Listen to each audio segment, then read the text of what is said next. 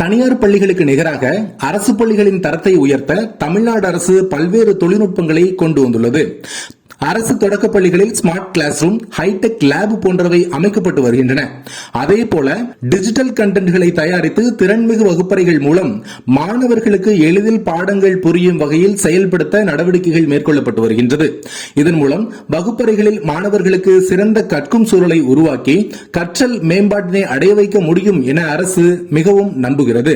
அதன்படி 2024-25 கல்வியாண்டில் அரசு தொடக்க பள்ளிகளில் திறன்மிகு வகுப்பறைகள் மற்றும் அரசு நடுநிலைப் பள்ளிகளில் உயர் தொழில்நுட்ப கணினி ஆய்வகங்கள் தொடங்கப்படுவதன் முதற்கட்டமாக 6 மாவட்டங்களில் பொருளாதாரத்தில் பின்தங்கிய ஒன்றியங்களில் உள்ள சுமார் 493 பள்ளிகளில் ஸ்மார்ட் கிளாஸ் ரூம்கள் நிறுவப்பட்டுள்ளன.